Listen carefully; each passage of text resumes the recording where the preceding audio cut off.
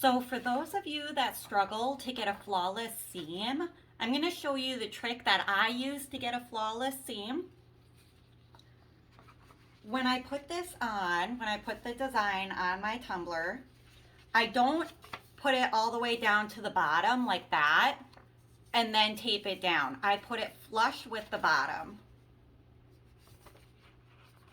Like right before, you know where it curves right here? I line it up with that. Okay, and then at the seam, instead of trying to get it as tight as I can to get the seams to line up, I do a really slight overlap. You see that? Now you still want it to be as tight as possible because the goal is to not let any air in when you're heating it underneath the edges and the seam. So there's just that really, really slight overlap. And then I tape the hell out of it to make sure that it stays nice and tight. Now you don't have, I make mine a little bigger so I know that it goes all the way up to the top. You do not have to cut this edge part off, but I always do. Just because then I am more comfortable with where my tape is laying and how well the tape is sealing.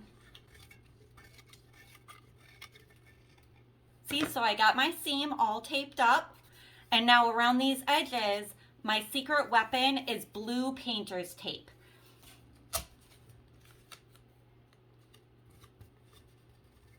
Okay, so now this entire seam is covered, and now we're gonna seal these seams around the top and bottom.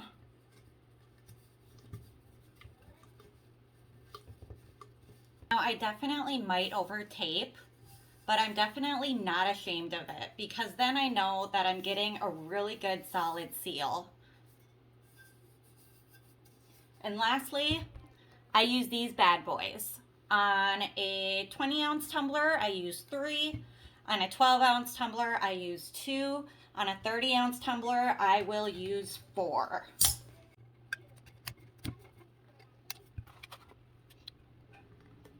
And all that these really do is make sure that the design is pressing against, there's enough pressure against the tumbler.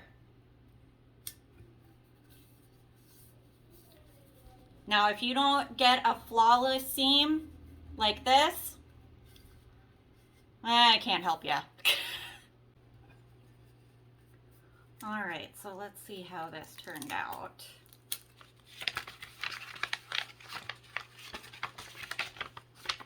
Ooh. Ooh, I'm sorry, where's the seam?